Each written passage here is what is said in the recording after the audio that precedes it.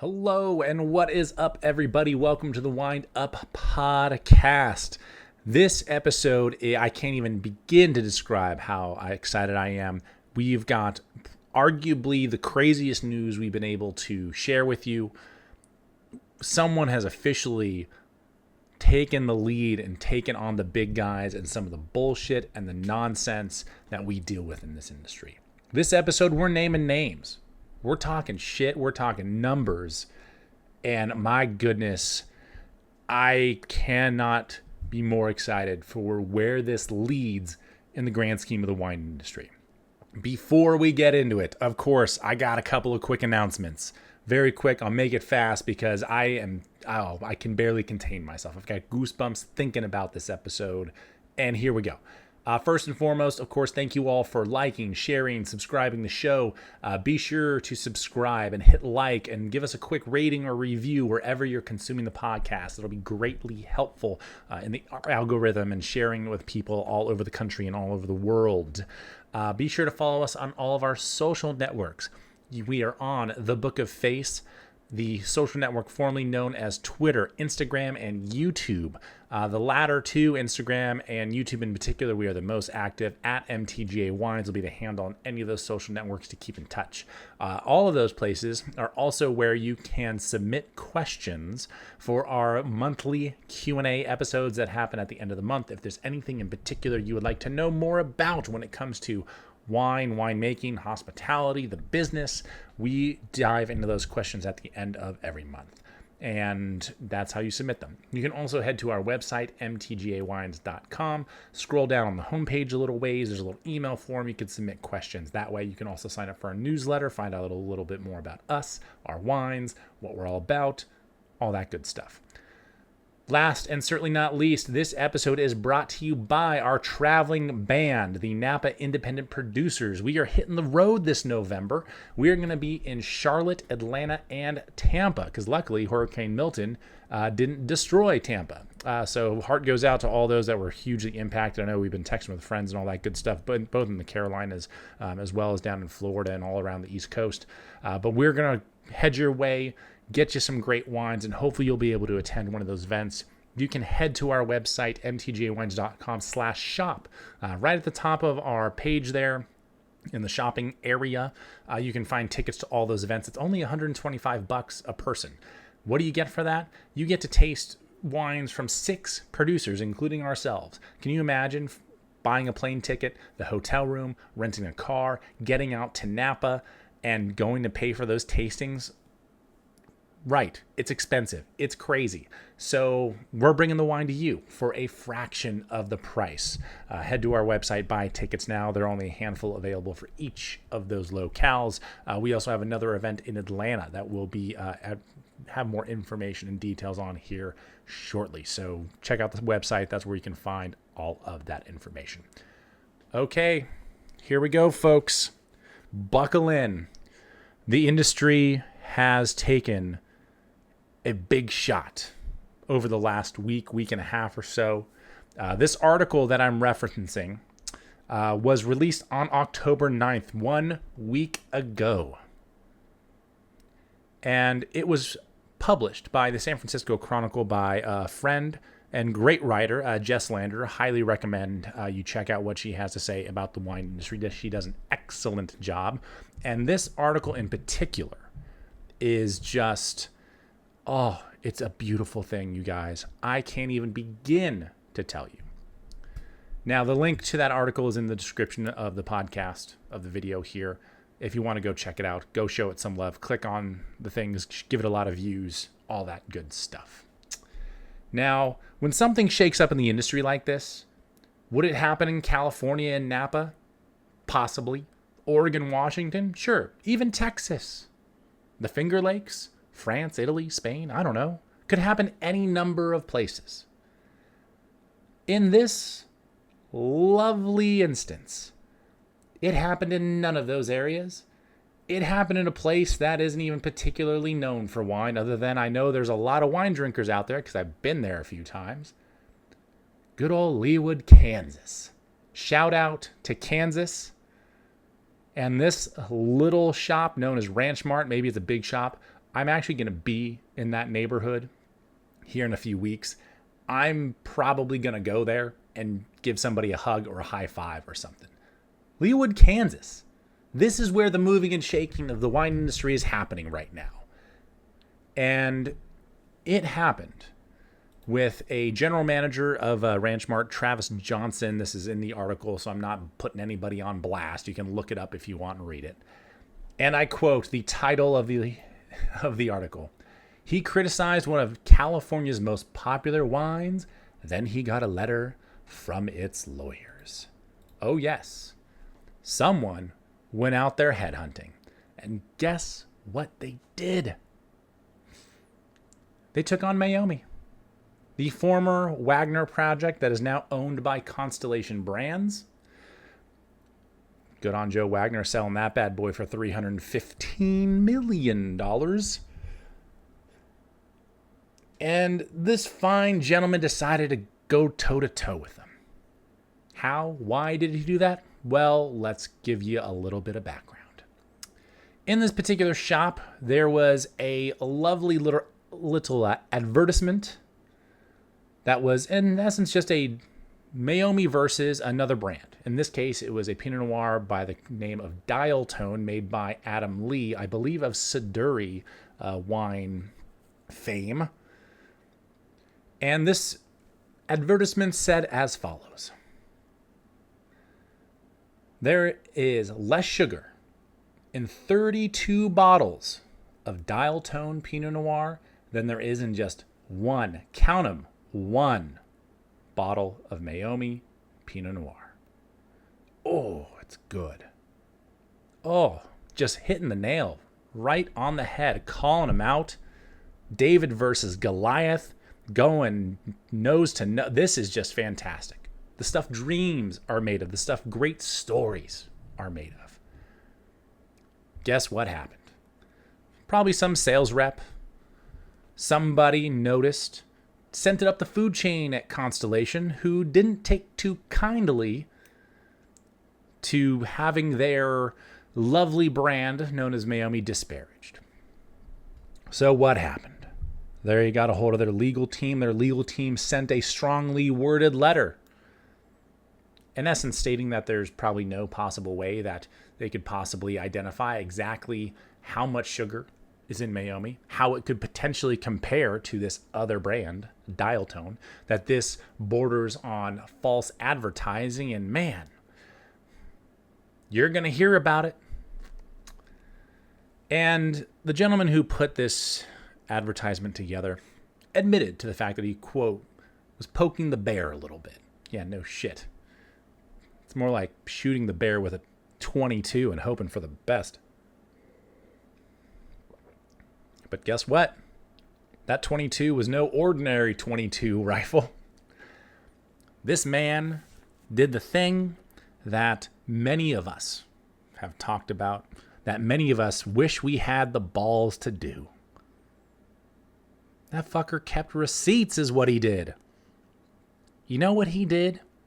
He had the wines analyzed through a third-party independent laboratory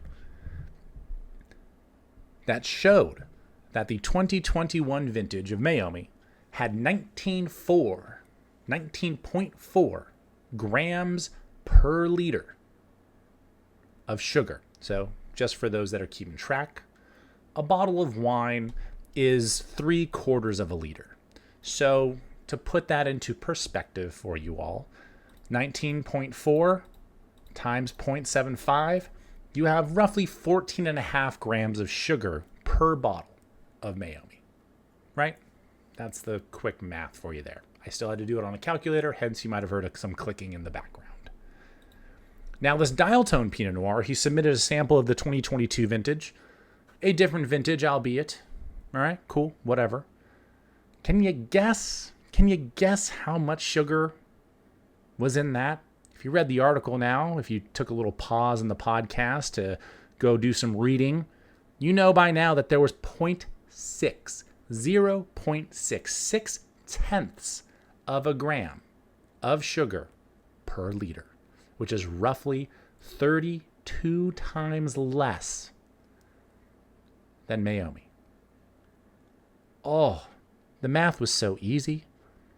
This lovely gentleman sent this information back and said, hey, here are the receipts. The test was run. This is objective. If you would like to run your own test on your wine, you probably have a sample of it laying around. And if you would like to buy a bottle of Dial Tone, then please do so and run your own test and you can confirm these results. Not only that, he ran a second test on the 2022 Meiomi, a newer vintage, as well as a newer vintage of the Dial Tone, the 2023. And it turns out it was worse. There's slightly less sugar in both of them. However, the ratio was that there was 45 times more sugar in Meiomi than there was in this Dial Tone Pinot Noir for the newer vintages. To make matters a little bit worse, I suppose, potentially, you look at our friendly neighbors to the north, good old Canada, the Liquor Control Board of Ontario. And I will tell you, the Liquor Control Boards of Canada are no joke. You better have your numbers in line and the labels better be accurate because they run all those numbers themselves to double check to make sure you're not full of shit. And the most recent release of Meiomi, the 2023 Pinot Noir, clocked in at 21 grams of sugar per liter, more than the other two. You could say that there's been a trend in that style of wine. Now, what on earth do we do as an industry? What on earth do consumers do with this kind of information?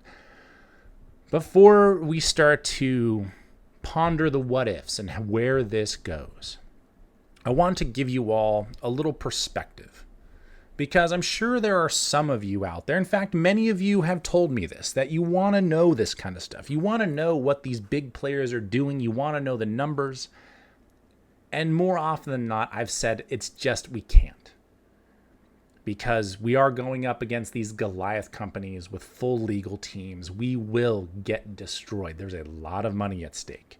And when you start trying to interfere with somebody's profits, boy, howdy, you might be in for a reckoning. To make matters worse, it is a very small industry. It's a very small community. I have a friend of mine, actually, who works for Joe Wagner's newer company, Copper Cane Vineyards. He might still be working there. I think he is. Do we really want to start talking shit about these people? Not that he was ever directly involved with Meiomi. I don't believe he was. But even so, do we want to start lighting bridges on fire and hoping for the best? Do we want to possibly ruin our own reputations and relationships by talking this shit? That has been the issue. That has been a huge issue. Because the reality is, and this is where many of us have kind of conceded to this issue, is that, you know what? Say what you will about Meiomi. This is what we all talk about, that it's a very sweet, that is an over-manipulated, allegedly, wine. But you know what?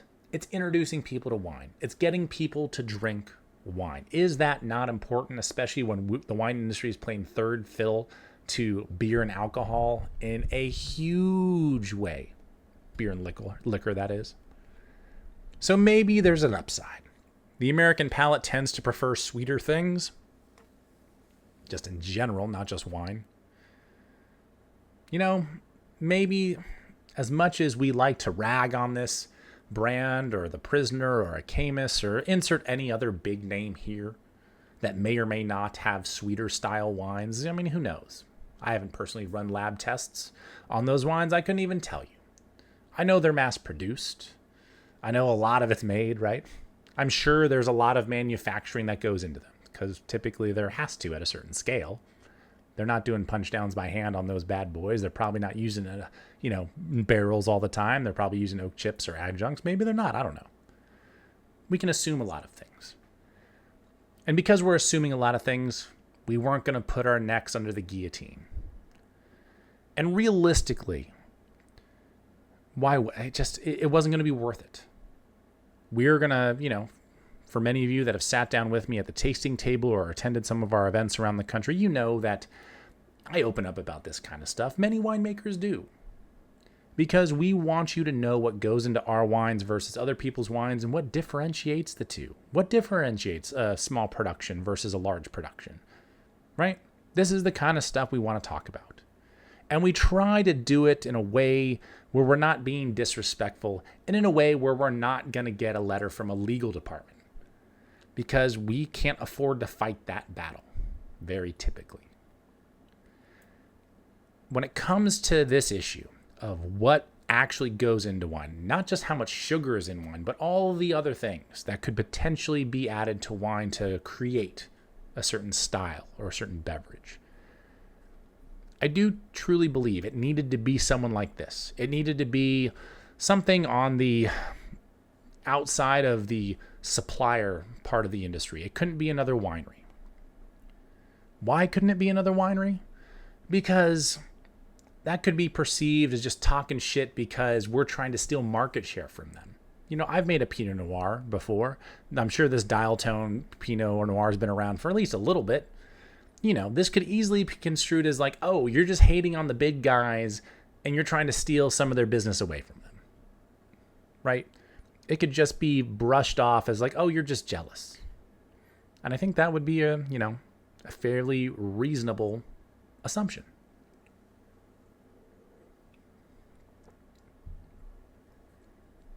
So I think this needed to be done with something just like this. Something that was a little tongue-in-cheek. Something that someone really didn't think much of. They just thought, oh, this is an interesting stat. This is a great way to promote this, what we consider to be a, high-quality wine versus this kind of mass-produced wine. Let's go for it. Probably not assuming that anyone was going to get a letter from some lawyers. Probably assuming that when the rep that sells Meiomi to this particular shop comes in, they'd probably be a little pissed off, but you know what? There's still an endless supply of Meiomi coming their way. There's still a bunch to sell. It's still a successful business. Maybe they would just brush it off, but no, it got sent up the food chain, and here we are. Here we are. It needed to be something. It needed to happen like this.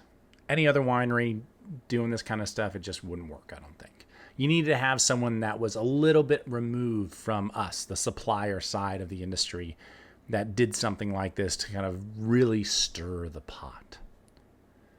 Now that this is out there, what happens next? And this is the question that is just going to be the most important. Is this actually going to shake anything up? Because as the article states, and I believe the gentleman who runs the shop or someone in the article stated, 19 grams per liter of sugar in a wine versus one that has less than 1 gram per liter is an enormous difference. Can you even classify these two wines, even though they're the same grape? Can you even classify them in the same way? Should there be some sort of way that wines can be distinguished so that if someone is looking for something like a Meiomi that is overtly sweet, just so you're aware, a typical wine drinker can, perceive sugar, like something can feel sweet when there's about 2 to 3 grams of sugar per liter. So obviously this Meiomi is, 6 times or so past that. It's pretty easy to tell this is a very sweet wine.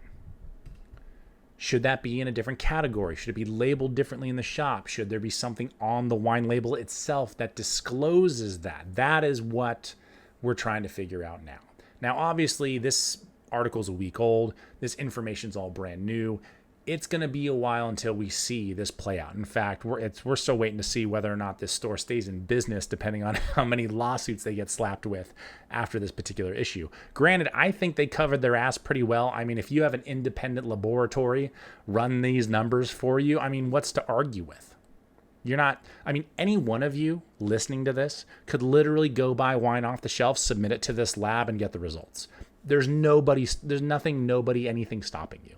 It's, you're not actually able to see like what ingredients they use, what kind of processes they use, any additives or anything they use. You're not going to be able to garner that kind of information. So as far as like their MO or their recipe is concerned, that's pretty safe.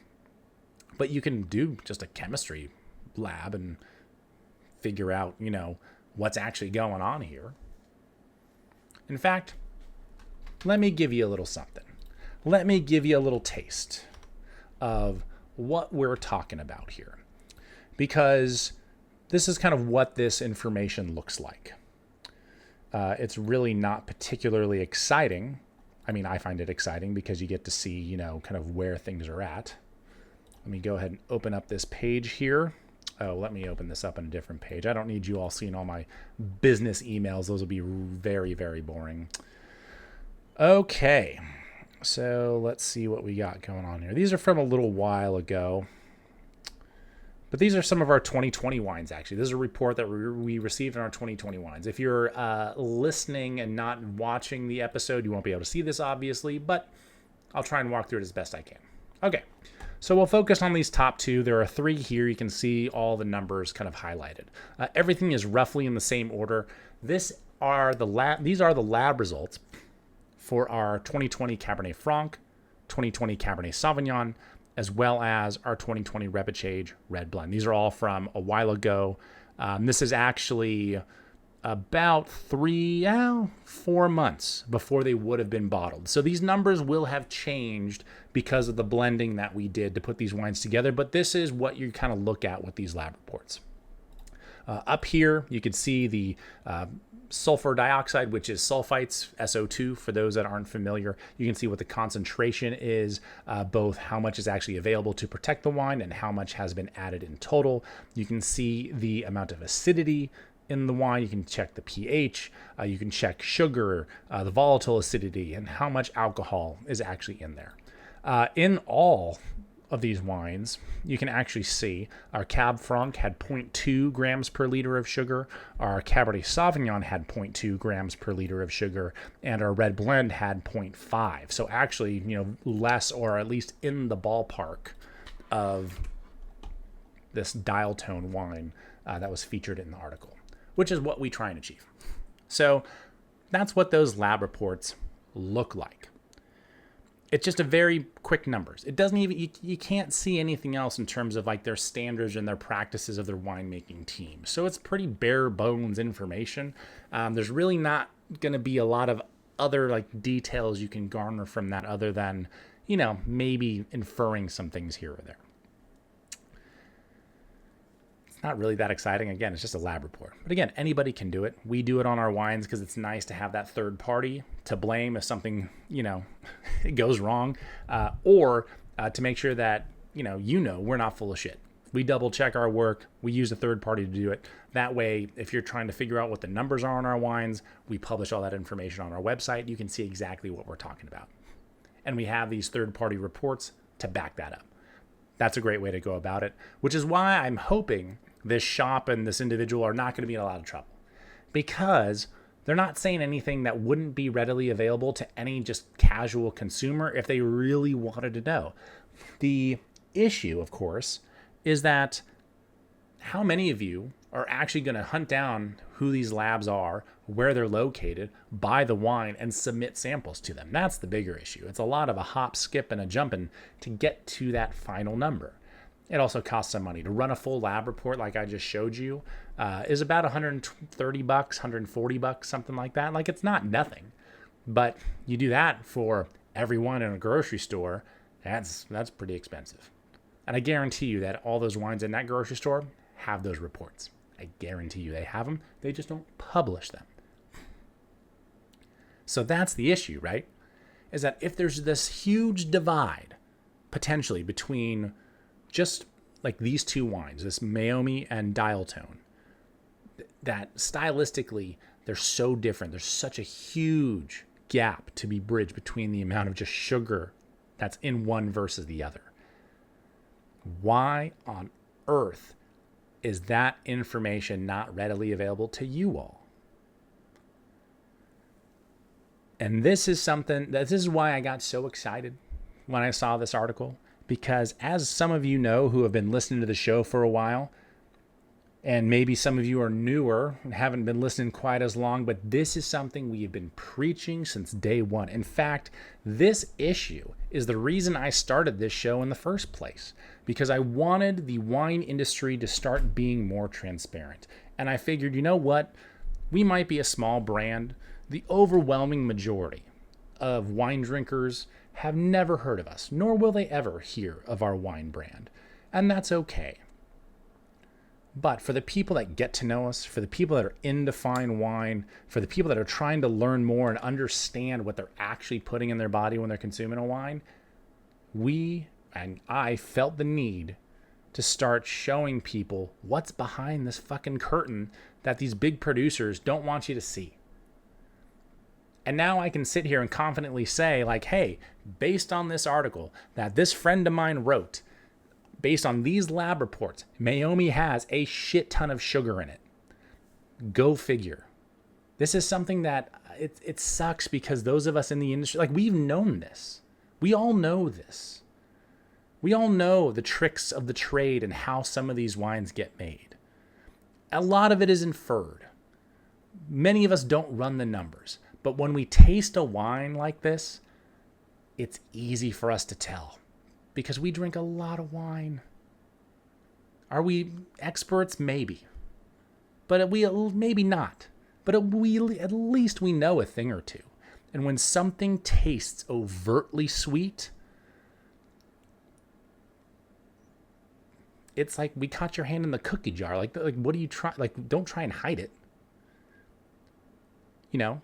The amount of producers and tastings I've done where I'm like, oh, this seems like it's got a little residual. I'm like, oh, no, we try and make good dry wines. And I'm like, do you have, and I don't push, I don't pry. But in my head, I'm like, you sure? You might want to double check the lab report, because, man, it sure tastes sweet. There are so many brands, even to this day, where I'm like, I used to love them. I don't drink them anymore because they're like this. They're sugary grape drink. And some people love that. My in-laws love it. Many people around this fine country love it. The amount of people, oh my gosh. I've probably mentioned this. Actually, I don't know if I've mentioned this on the show before, but Meiomi is a great example. Because when I sit down with people and we're conducting a tasting out at the winery, I typically ask, what do you drink at home? What do you normally enjoy? Because we got a bunch of different wines that we could try here. Let's try and zero in on what you enjoy. We hear Pinot Noir a lot. You know what brands we hear more than anything else? Meiomi and Bella Gloss. Those are the two. And I don't know about the chemistry in Bella Gloss, but we now all know, because of this article, how much sugar's in Meiomi. Is it any wonder why Pinot Noir has been like our slowest seller? No. I've known why it is. It's because it's not sugary grape drink. That has become popular and, in my opinion, is masquerading as fine wine. I am so happy. It might sound like this is a little bit of a venting session, but I am like giddy as a schoolboy. Good old Indiana Jones and Last Crusade reference. Rarely am I giddy. I don't mind rats so much, like Sean Connery did in the movie. But, man, it's just, I'm almost speechless. I'm just so excited. Because I'm halfway considering this, because there have been many of you, who have said, this is the kind of stuff we want to know. What's it going to take? When will you start naming names? Because I've said this many times on this show, that I would love to, but I can't. I got to protect, some relationships. I don't want to throw anybody under the bus. I'm trying to play nice. I'm going to kind of insinuate certain things. I'm not going to bring up brand names. I'll tell you what. I'll make you a deal.